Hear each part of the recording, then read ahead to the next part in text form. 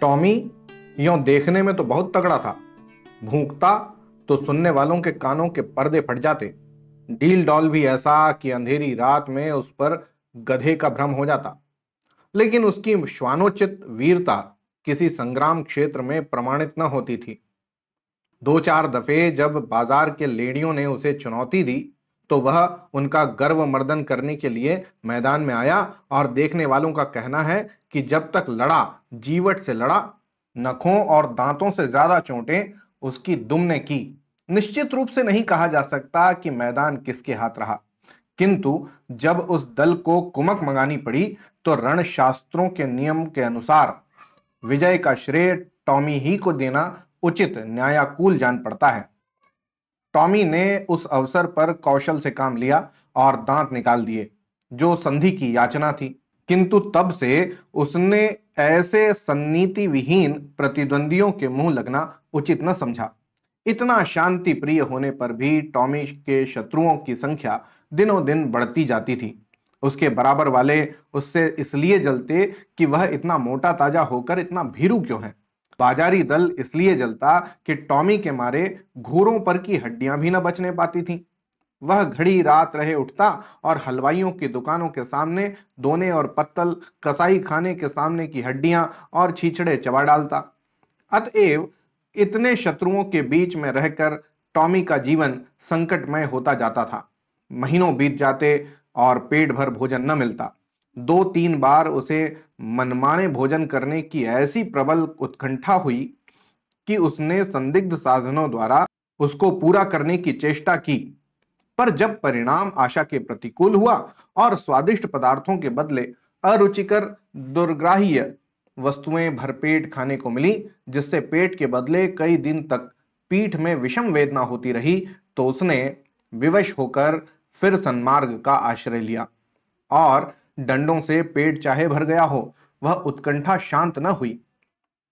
वह किसी ऐसी जगह जाना चाहता था जहां खूब शिकार मिले, खरगोश, हिरन, भेड़ों के बच्चे मैदानों में विचर रहे हों और उनका कोई मालिक न हो, जहां किसी प्रतिद्वंदी की गंध तक न हो, आराम करने को सघन वृक्षों की छाया हो, पीने को नदी का पवित्र जल। वहां मनमाना शिकार करूं, खाऊं और मीठी नींद सोऊं। वहां चारों ओर मेरी धाक बैठ जाए, सब पर ऐसा रोब छा जाए कि मुझी को अपना राजा समझने लगे, और धीरे धीरे मेरा ऐसा सिक्का बैठ जाए कि किसी द्वेषी को वहां पैर रखने का साहस ही ना हो। संयोगवश एक दिन वह इन्हीं कल्पनाओं के सुख स्वप्न देखता हुआ सिर झुकाए सड़क छोड़कर गलियों से चला जा रहा था कि सहसा एक सज्जन से उसकी मुठभेड़ हो गई। टॉमी ने चाहा कि बचकर निकल जाऊं, पर वह दुष्ट इतना शांति प्रिय न था। उसने तुरंत झपटकर टॉमी का टेटुआ पकड़ लिया। टॉमी ने बहुत अनुनय विनय की, गिड़गिड़ा कर कहा, ईश्वर के लिए मुझे यहां से चले जाने दो। कसम ले लो जो इधर पैर रखूं। मेरी शामत आई थी कि तुम्हारे अधिकार क्षेत्र में चला आया, पर उस मदांध और निर्दयी प्राणी ने जरा भी रियायत न की। अंत में हार कर टॉमी ने गर्दभ स्वर में फरियाद करना शुरू की।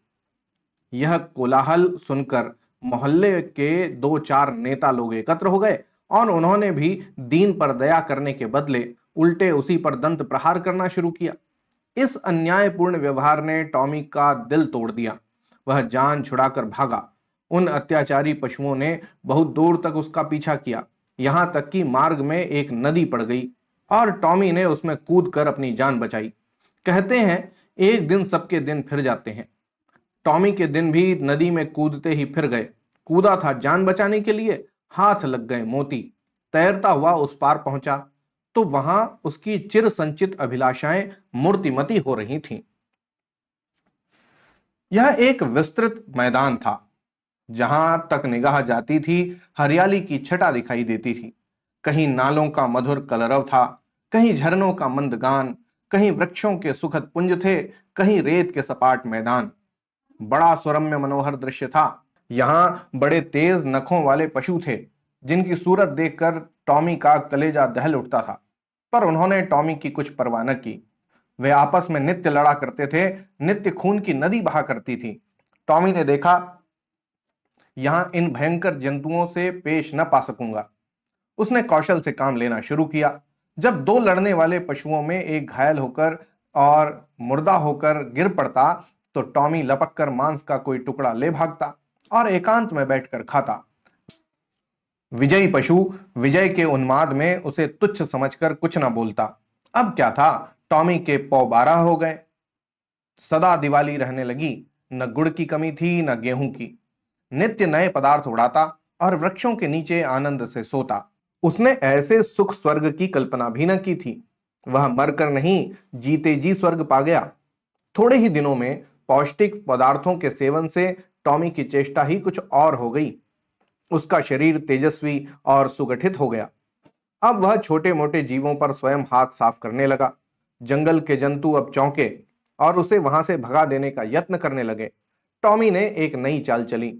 वह कभी किसी पशु से कहता, तुम्हारा फला शत्रु तुम्हें मार डालने की तैयारी कर रहा है। किसी से कहता कि फला तुमको गाली देता था। जंगल के जंतु उसके चकमे में आकर आपस में लड़े जाते और टॉमी की चांदी हो जाती। अंत में यहां तक नौबत पहुंची कि बड़े बड़े जंतुओं का नाश हो गया। मोटे मोटे पशुओं का उससे मुकाबला करने का साहस न होता था।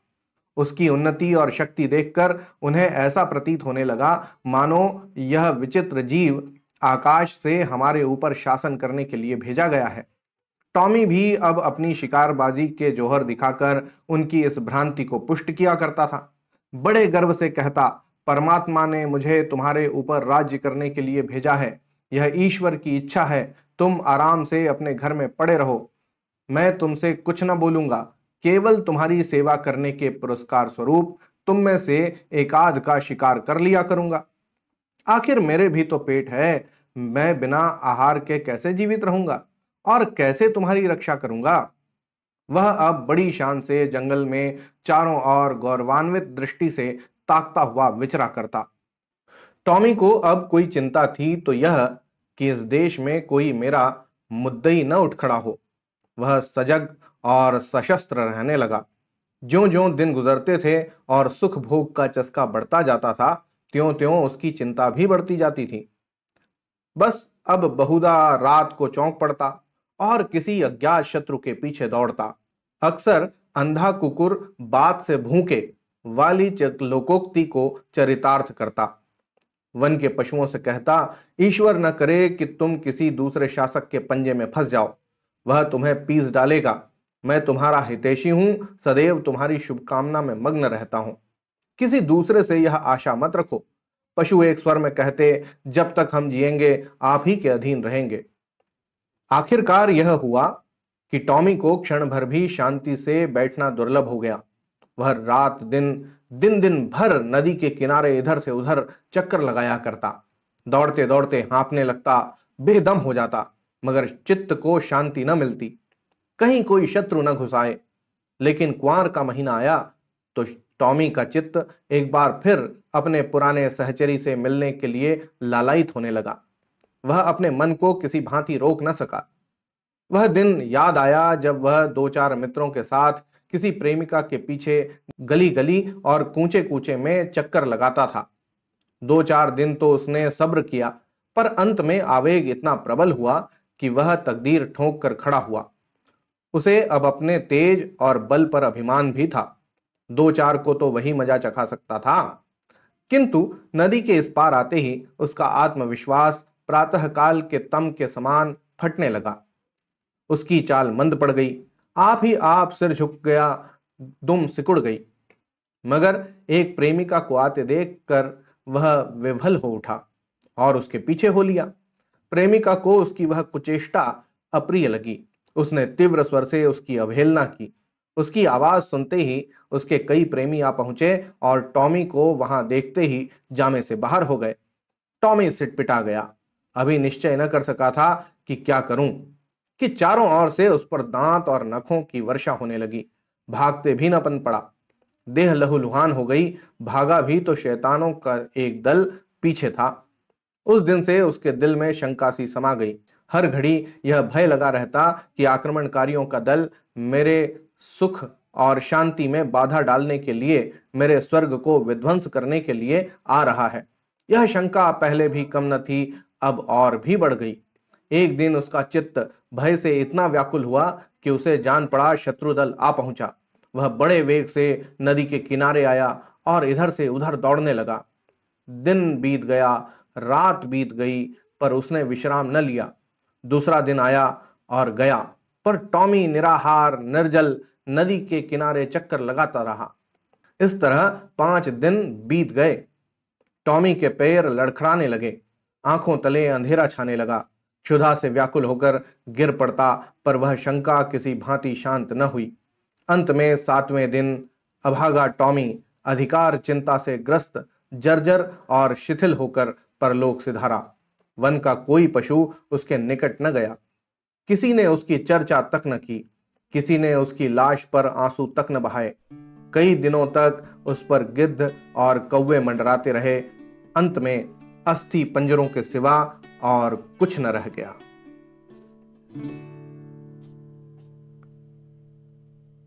तो ये थी आज की कहानी, अधिकार चिंता। प्रेमचंद भी प्रतीकों का बड़ा जबरदस्त प्रयोग करते हैं। अब आपको बताना है कि आज आपको कौन कौन से प्रतीक देखने को मिले। होती है अगली कहानी में मुलाकात, तब तक के लिए धन्यवाद और जय हिंद।